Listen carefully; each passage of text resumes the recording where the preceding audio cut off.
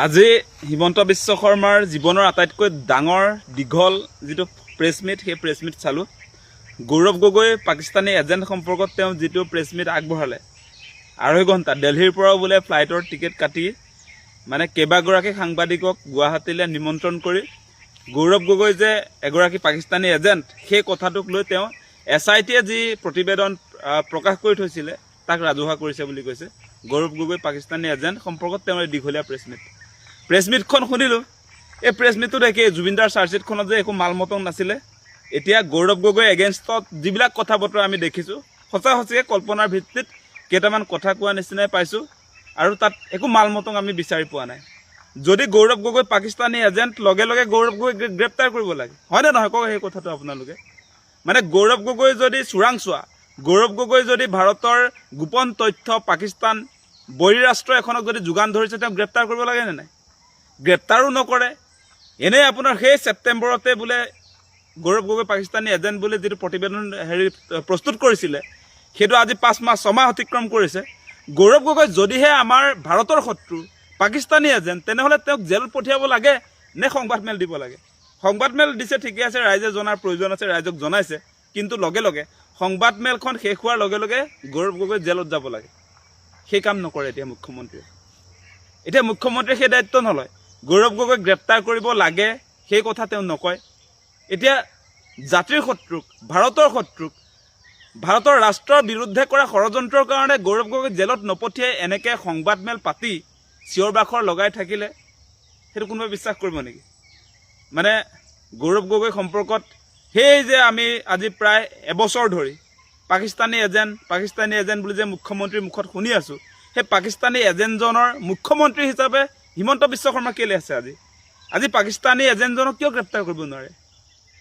আজি অসমৰ গৃহ বিভাগৰ মন্ত্ৰীৰ দায়িত্ব হিমন্ত বিশ্ব শৰ্মা নিজে। আৰু এনেকুৱা এখন আমি SITৰ প্ৰতিবেদন দেখিলোঁ এইটো গৌৰৱ গগৈ পাকিস্তানী এজেণ্ট সম্পৰ্কত। সেই তদন্ত প্ৰক্ৰিয়াটোত SITৰ তদন্ত প্ৰক্ৰিয়াটোত পাকিস্তানত মানে গৌৰৱ গগৈ থকা মেলা, ভাৰতৰ চোৰাংচোৱাগিৰি কৰা সেই গোটেই কথা বতৰাবিলাক সম্পৰ্কত সেইবিলাক কথা বতৰা আজিলৈকে এদিনো SITয়ে গৌৰৱ গগৈৰ লগত সোধপোছ কৰা আমি দেখা নাই। এগৰাকী অভিযুক্ত ৰাষ্ট্ৰদ্ৰোহী গৌৰৱ গগৈ আৰু SIT যি আপোনাৰ অসম পুলিচৰ নেতৃত্বত, মুখ্যমন্ত্ৰীৰ নেতৃত্বত যি SIT গঠন কৰিলে সেই SITয়ে আজিৰ দিনটোলৈকে আজি মুখ্যমন্ত্ৰী হিমন্ত বিশ্ব শৰ্মাই ইতিহাসৰ আটাইতকৈ দীঘলীয়া সংবাদমেল পতা সময়ছোৱালৈকে SITয়ে গৌৰৱ গগৈ সোধপোছ কৰা আমি দেখা নাই। সেইটো কি আচলতে? সেই কথাটো আপোনালোকে বিবেচনা কৰক। যেতিয়া কাৰোবাৰ বিৰুদ্ধে অভিযোগ আহে, কোনোবা যদি আপোনাৰ ৰাষ্ট্ৰদ্ৰোহী কাজত লিপ্ত হৈছে, সেই মানুহজনক জেৰা নকৰাকৈ এখন SIT প্ৰস্তুত হৈ যায়। আৰু এতিয়া অসমৰ বহুত ডাঙৰ ডাঙৰ জাতীয় সংগঠনৰ নেতৃত্বই গৌৰৱ গগৈয়ে ক্লেৰিফিকেশ্যন দিব লাগে বুলি কৈ আছে। ক্লেৰিফিকেশ্যন আমাক নালাগে, গৌৰৱ গগৈ গ্ৰেপ্তাৰটোহে লাগে।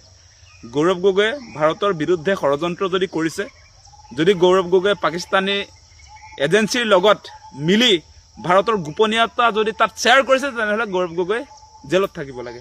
গৌৰৱ গগৈৰ বিৰুদ্ধে যিবিলাক এলিগেশ্যন আনিছে সেই এলিগেশ্যনবিলাক যদি সঁচা তেনেহ'লে গৌৰৱ গগৈ জেলত থাকিব লাগে। এনেকৈ গৌৰৱ গগৈ এই গোটেই SITৰ প্ৰতিবেদন সম্পৰ্কত এতিয়া ৰাজহুৱা কৰি আছে। ৰাজহুৱা কৰিলে ঠিকে আছে, কিন্তু এইটো যেতিয়া দিল্লীলৈ পঠিয়াই দিছে তাৰ পাছত কি থাকিলে? দিল্লীলৈ পঠিয়াই দিছে মানে মাল নাই কাৰণে এতিয়া আপোনাৰ দিল্লীলৈ পঠিয়াই দিছে। সেই আপোনাৰ জুবিনদাৰ কেছটোত বোলে দিল্লী পুলিচৰ কথা কোৱা নাই, CBI নিয়া সেইবিলাকে কৰিব নোৱাৰে বুলি কৈছিলে যে। এতিয়া গৌৰৱ গগৈ কেছটোৰ ক্ষেত্ৰত কিয় অসম পুলিচৰ বিশ্বস্ত এই সেনাবাহিনীবিলাকে আজি এই বিয়াগুম গৃহ বিভাগে কিয় কেছটো ল'ব নোৱাৰে? সেই কথাটো কওক আপোনালোকে। এতিয়া সেইকাৰণে কথাবিলাক ক্লিয়াৰ হৈ গৈছে।